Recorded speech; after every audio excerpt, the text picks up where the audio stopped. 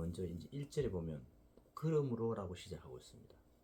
이 그러므로라는 이야기는 앞에 로마서 1장부터 11장까지의 모든 내용에 근거하여라는 그런 접속사입니다.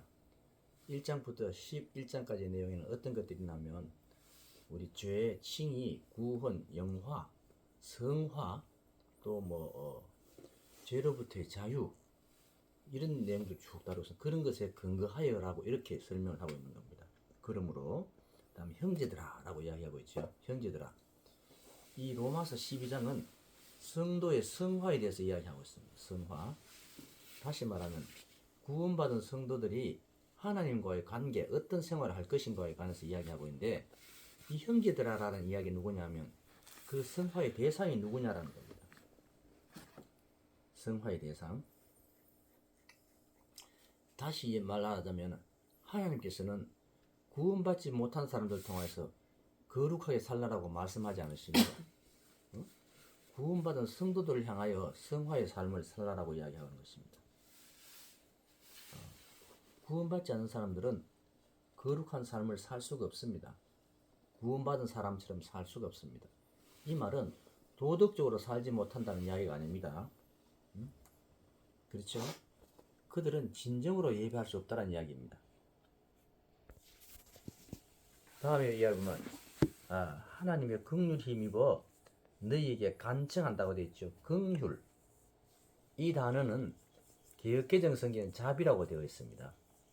근데 이 자비가 불교 용어라고 해서 긍휼로 바꿨습니다. 그 엄밀한 의미에서는 자비가 맞는 말입니다. 왜냐하면 자비는 긍휼 플러스 사랑을 자비라고 합니다. 긍휼 플러스 사랑. 근데 굳이 이제 자비란 단어를 피하기 위해서 긍휼로 긍휼이라고 합니다. 근데 긍휼이 힘이고 너희에게 간청한다라고 이야기하죠. 구약 시대의 율법은 성도들에게 명령합니다.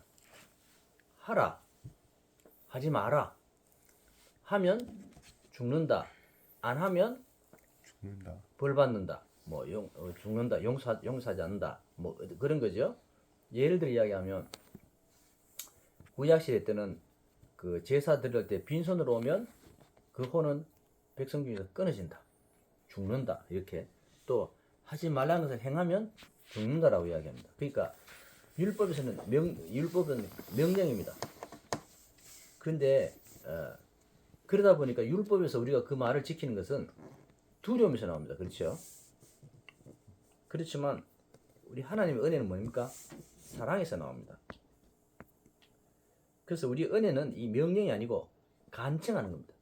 다시 이야기하면 구원받은 성도인 너희는 이렇게 살아야 되지 않겠냐, 이렇게 좀 살아달라라고 하나님께서 사랑으로 오히려 간청하시는 겁니다. 구약이? 신약이 지금 이 말씀이 내가 하나님의 긍휼에 힘입어 너희에게 간청한다라는 이야기는 그런 이야기인 겁니다. 고린도 후서 5장 14절에 보면 그리스도의 사랑이 우리에게 이 일을 하나님 섬기는 일을 강제한다라고 이야기하고 있습니다. 그 다음 대목에 보면 너희는 너희 몸을 거룩하고 하나님께서 받으실 만한 살아있는 희생물로 드리라고 이야기하고 있죠. 너희는 이 말씀은 뭐냐면 하나님은 우리 각각 개인에게 이야기하고 계시는 겁니다. 하나님께서는 우리가 강제적으로 주님을 섬기기를 원하시는 것이 아니라 우리가 마음으로부터 우러나오는 진심으로 또 자발적으로 자원하는 마음으로 하나님 섬기기를 원하십니다. 우리가 스스로 원해서 하나님께 드리기를 원하시는 겁니다. 그 원하시는 것이 명령하시는 것이 아니라 하나님은 간청하고 계시는 겁니다. 너희 몸을 하나님께서 살아있는 희생물로 드리라라고 이야기하죠. 드리다, 프레젠트. 이것은 주다, 선물이라는 뜻을 가지고 있습니다. 또 로마서 6장 13절에 보면 내어주다라는 뜻도 가지고 있습니다. 이 선물이란 다른 사람에게 값없이 주는 것입니다. 선물은 내가 감사하는 마음을 전하기 위해서, 또 내 사랑을 전하기 위해서, 또 내가 상대방을 생각하고 배려한다는 것을 전하기 위해서 전하기 위한 것입니다. 하나님께서 우리에게 간청하시는 것도 이러한 선물입니다. 성경은 구원받은 성도들 향해서 주님께 선물을 드리라라고 간청하고 있습니다. 하나님께서는 우리에게 선물을 기대하고 있습니다. 선물은 무슨 교회에 돈을 조금 낸다거나 무엇을 갖다 바치라라는 이야기를 하는 것이 아닙니다. 우리는 주님께 무엇을 선물할 수 있을까요? 주님은 어떤 선물을 원하실까요? 본문에 보면 너희 몸을 드리라라고 이야기하고 있습니다. 너희 몸. 고린도전서 6장 19절에서 20절에 보면 우리 몸은 성령님의 전이요 주께서 생명으로 값을 치르고 사신 주님의 소유라고 이야기합니다. 하나님께서 원하신 선물은 바로 우리 각자 개인의 몸인 것입니다. 다른 사람의 몸이 아닙니다. 다른 사람이 어떻게 하든지 어떻게 종교생활을 하든지 신앙생활을 하든지 관여하지 말고 내 스스로 하나님께서 기뻐하시는 것은 내가 내 몸으로 헌신하는 것입니다. 우리는 생활 가운데 실패하고 넘어질 때마다 그때도 항상 우리 주님의 은혜를 기억하는 우리의 몸을 드려야 됩니다. 우리가 하나님께 헌신한 데는 핑계가 있을 수 없습니다. 나는 돈이 없어서 또 시간이 없어서 건강이 좋지 않아서 또 능력이 없어서 등등 우리 인간적인 많은 변명거리가 있습니다. 그러나 우리를 지으신 하나님께서는 우리의 능력을 아시고 우리 형편을 아시고 우리 자신을 가장 잘 알고 계시는 하나님이십니다.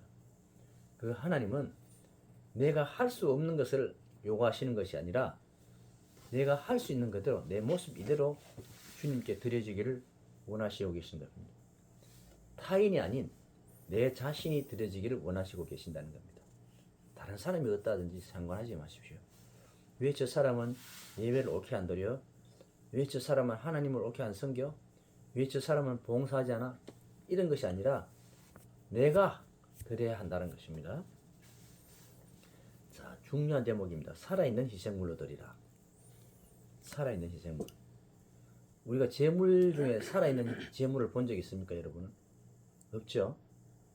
우리 뭐 차 사놓고 고사 지낼 때만 돼지머리 넣고 명태 말리고 하는데 살아있는 명태 본 적 있습니까? 돼지머리가 살아있는 돼지머리가 없잖아요, 그죠?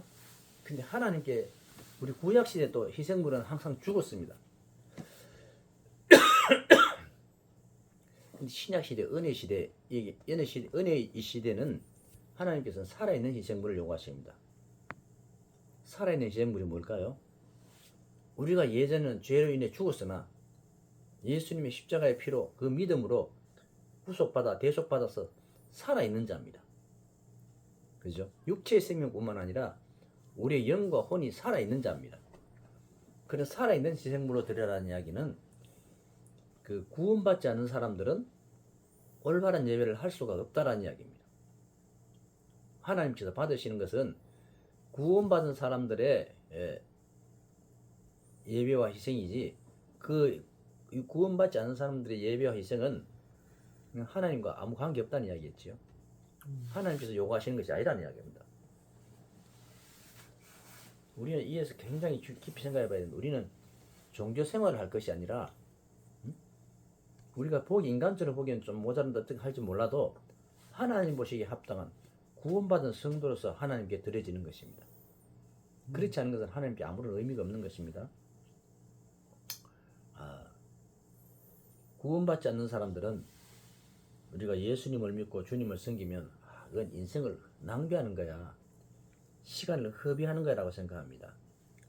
또 헌금하고 이 성경을 연구하는 것이 이건 헛된 시간을 버리는 것이라 생각합니다. 또 인생을 제대로 즐길 줄 모른다라고 합니다. 하나님을 믿으면 우리 사람의 인생을 포기해야 되는 줄 압니다. 그러나 말씀의 미래에 비춰보면 구원받지 않은 사람들의 인생은 살아있는 인생이 아닙니다. 그렇죠? 끊임없이 죽음으로 나아가는 영원한 죽음으로 나아가는 그런 인생인 것입니다. 하나님께서는 우리 모두가 참된 삶을 살기를 원하십니다. 다시 즉 살아있는 희생물로 하나님께 예배하기를 원하시는 겁니다. 우리 자신을 하나님께 내어드리면 비로소 그때부터 참된 삶이 시작됩니다. 더욱 풍성한 생명을 누리게 됩니다. 주님은 우리 여러분들이 다 예수님 안에서 잘 살기를 원하시는 겁니다. 즉 주님을 위해 살기를 원하시는 것입니다. 살아있는 희생물로 드리라. 희생은 무엇인가 가치 있는 것을 포기하는 것입니다. 그렇잖아요. 무엇인가 가치 있는 것을 포기하는 겁니다. 희생물은 한번 들여지면 다시 가져올 수 없습니다. 구약시대 때 보면 소를 잡아다가 또는 양이나 염소를 잡아다 제사를 지내죠. 다시 가져올 수 있나요? 없습니다. 하나님께서는 우리가 시간이 남을 때만 하나님께 우리 시간을 잠깐 빌려드리는 그런 인생이 아니라 우리 인생 자체를 우리 하나님께서 저하시도록 우리 주님께 넘기라라고 이야기하고 있습니다. 나보다 나 자신을 더 잘 아시고 우리 인생을 잘 아시는 주님을 믿고 신뢰한다면 우리의 인생의 통제권을 주님께 내어드려야 됩니다. 주님, 굉장히 추상적으로 와닿을 수도 있습니다. 주님을 신뢰한다. 주님께 내어드려야 된다. 이런 이야기 다음 조금 더 이따 구체적으로 한번 살펴보겠습니다. 그 다음에 거룩하다. 이 거룩하다라는 이야기는 깨끗하다. 다음에 구별되었다. 또 하나님께 드려졌다는 것입니다. 하나님을 위해 용도가 구별되었다라는 것입니다. 거룩하다는 이야기는. 다시 말해서 거룩한 성도라고 했을 때 그 사람들이 도덕적으로 윤리적으로 완벽한 삶을 산다는 뜻이 아닙니다. 이해하시겠어요? 우리가 보기에는 예수 믿는 사람이 예수 믿지 않는 사람보다 더 깨끗이 못한 삶을 사는 경우도 많이 봅니다. 그러나 그 사람들은 거룩한 성도입니다. 왜냐고요? 하나님을 위해 구별되어진 자들이기 때문입니다. 구별되어졌다는 얘기입니다. 거룩하다는 이야기가. 이해했죠? 자, 하나님께서 받으실 만한 문장이 나오는데 우리는 우리가 하고 싶은 대로 우리 생각대로 주님을 섬기는 것이 아닙니다. 하나님이 기뻐 받으실 만하게 섬겨야 합니다. 구약 성경에 보면 우리 위대한 제사장이 누구죠? 아론이죠. 아론의 아들이 제사 지낼 때에 하나님께서 정하신 그 불을 아니고 다른 불을 들였다가 그 자리에서 즉사하게 되는 대목을 출애굽기에 보면 알 수가 있습니다. 그 이야기는 뭐냐 하면 거룩함의 기준이 우리가 아니라 하나님의 기준이어야 된다. 하나님의 기준. 이건 내가 보니까 괜찮아하는 것이 아니라 성경 말씀에 비추었을 때 이거는 옳고 그런 거를 하나님의 기준에 맞춰야 합니다. 우리가 교회에 11조 하는 것, 헌금하는 것, 이건 어려운 일이 아닙니다. 그죠? 할 수가 있습니다. 누구든 종교생활 하는 사람 할 수가 있습니다. 교회에 출석하는 것, 억지로 출석하는 것, 또 찬송하는 것, 억지로 노래하는 것. 찬송이 아니라 노래겠죠. 그러고 마지못하게 지루하게 설교를 들어주는 것. 이것이 섬기는 것이 아닙니다. 섬기는 것은 우리의 몸을 드리는 것입니다. 우리의 몸을 드리는데 전제가 뭐였죠? 아까 보네. 살아있는 희생물입니다. 먼저 구원받은 성도로서의 살아있는 희생물로 하나님께 드려지는 것을 원하시는 겁니다. 우리의 기준을 내려놓고 하나님의 기준으로 우리 자신을 살아있고 거룩한 희생물로 드리는 것입니다. 합당한 섬김이라고 했는데 개역개정에서 이것을 영적 예배라고 했습니다. 영적 예배. 영적 예배가 뭘까요? 우리 민족은 전통적으로 샤머니즘 생각에 빠졌습니다. 영적하면 무당 국거리처럼 신령하고 희화하고 우리가 초자연적인 그런 것 생각하게 됩니다. 영적 예배할 때 그런 것입니다. 무아지경에 빠져가 정신이 혼동한 가운데 큰 수로 찬양하는 것, 기도하는 것 이렇게 생각이 쉽습니다. 그러나 그것은 우리 삶 가운데 실제로 와닿지 않습니다. 우리 성경에서는 이것을 그렇게 영적 예배를 하냐 합당한 섬김이라고 표현했습니다. reasonable service. 합당한 섬김이란 합리적이다. 이성적이고 정상적이라는 것입니다. 예수님께서 우리를 위해 희생물이 됐었기 때문에 우리가 드리는 것이 이것이 논리적으로 합당하며 이렇게 경배하는 것이 우리가 섬겨야 할 것이고 합당하다는 이야기입니다. 영적 제사가 아닙니다. 영적 예배가 아닙니다. 합당한 섬김입니다. 그러니까 2절에 보면 너희는 이 세상에 동화되지 말고 너희 생각을 새롭게 함으로 변화를 받아 하나님의 그 선하시고 받으시기만 하며 완전하신 뜻이 무엇인지 검증하도록 하라 했습니다. 너희는 이 세상에 동화되지 말고, 동화되다가 무슨 뜻일까요? 동화되다, conformed, 형태를 갖게 되다, 똑같이 되게 된다, 이런 이야기입니다. 세상이 우리 사회 속에 들어와서 우리를 세상과 똑같이 만들지 못하게 하라라고 이야기합니다. 디모데후서 4장 10절에 보면 데마에 관한 이야기가 나옵니다. 데마. 사도 바울이 이야기하기를 데마는 세상을 사랑해서 우리를 떠났다라고 이야기하고 있습니다. 디모데후서 4장 10절에 보면 그렇습니다. 다시 이야기하면 세상을 사랑하면 세상에 동화되고 우리가 그리스도를 사랑하면 그리스도에 동화되게 되는 겁니다. 디도서 2장 12절에는 이렇게 권고하고 있습니다.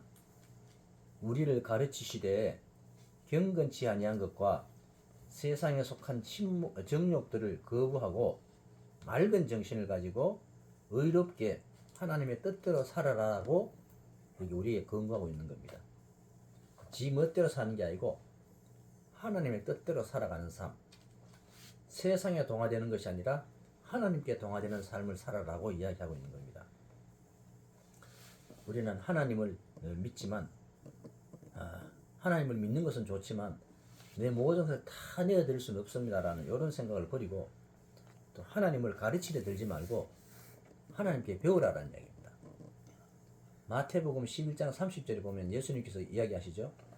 수고하고 무거운 짐진 자들아 다 내게로 오라 그렇게 말씀하시고 난 다음에 내게 와서 배우라라고 이야기합니다.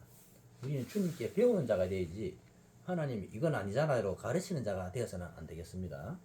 그렇죠? 오직 너희 생각을 새롭게 함으로 변화를 받아라 이야기하고 있습니다. 우리 구원받은 대부분의 사람들의 가장 큰 문제는 뭐냐면 우리 구원받아 새롭게 사는 인생을 구원받지 않은 상태로 그때의 삶, 그때의 방식 그대로 살아간다는 겁니다.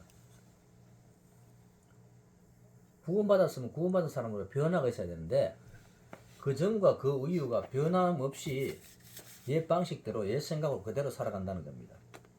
즉 나의 인생을 우리 주님께 내어줄 수 없다라는 겁니다. 주님이 내 인생의 주인이 아니라는 겁니다.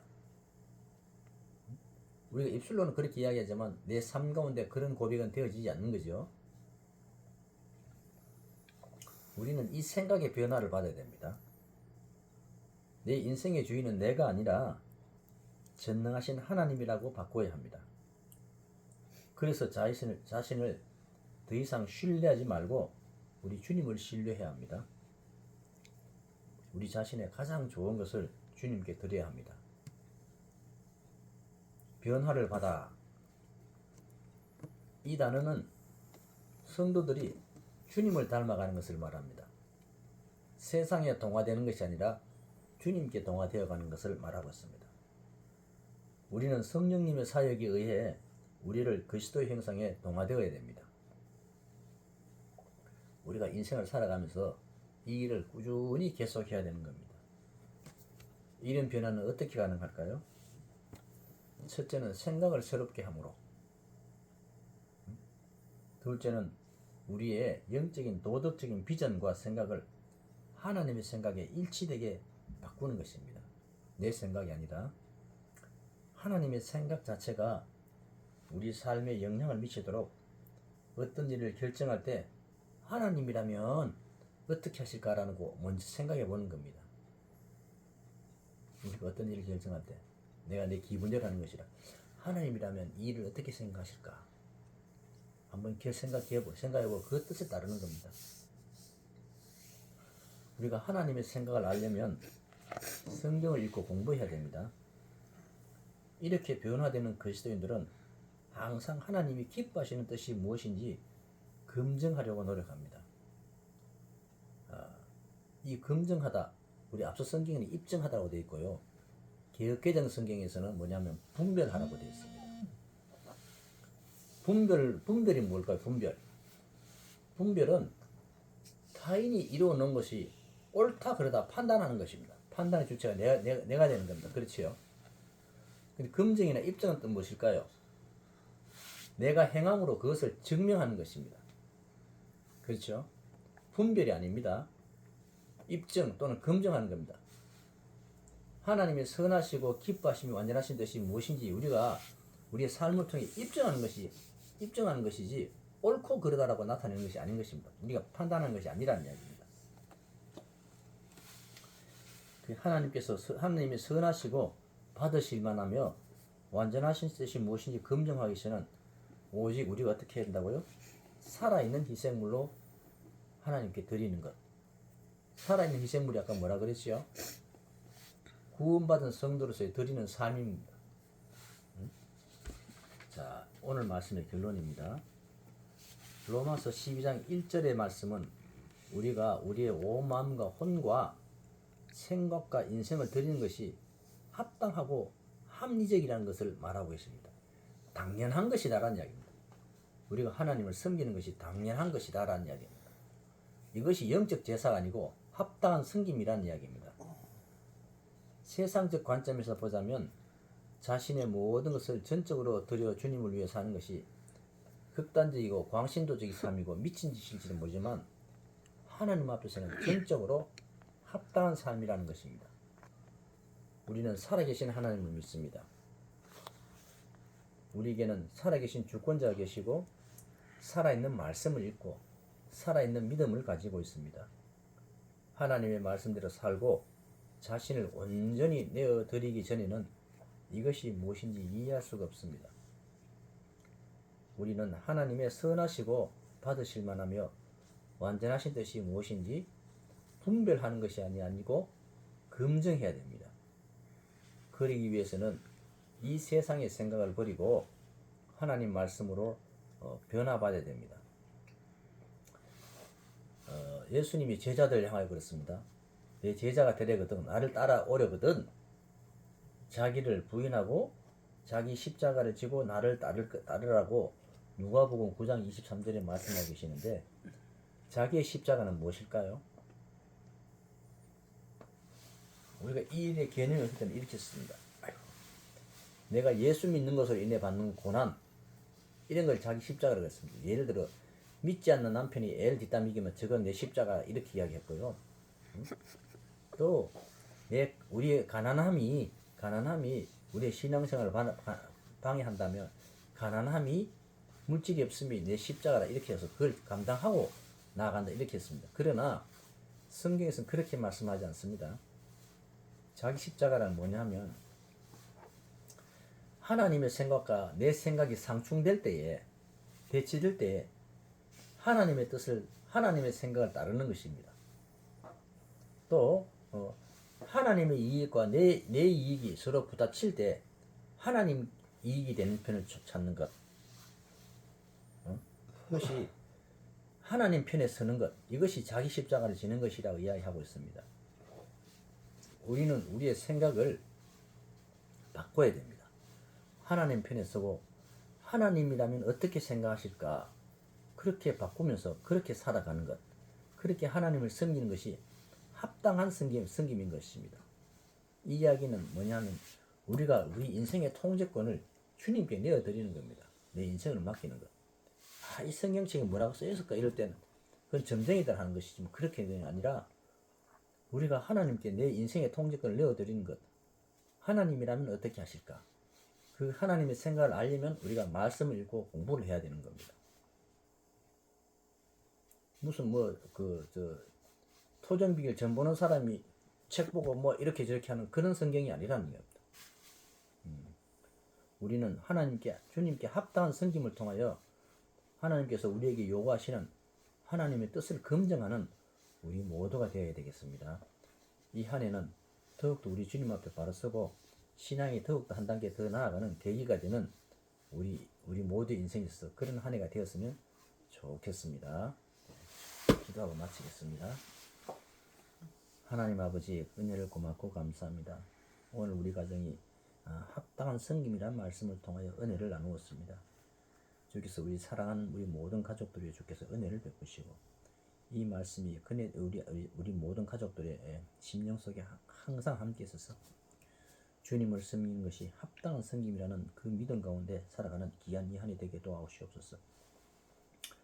이 한해는 더욱더 주님께 가까이 나가며 주님의 생각을 알고 주님의 뜻을 알기 위해서 주님의 뜻을 분별하기 위해서 검증하기 위해서 나아가는 이 우리 모든 식구 되도록 은혜를 베풀어 주옵소서. 이 한해 살아가는 우리 모든 가족들의 주님 일들을 지켜서 시키시고 건강으로 지켜주시며 모든 삶 가운데 은혜가 풍성한 귀한 한 해 되도록 도와주옵소서. 감사하고 축복하며 예수님 이름으로 기도합니다. 아멘. 모두 축복한다 얘들아.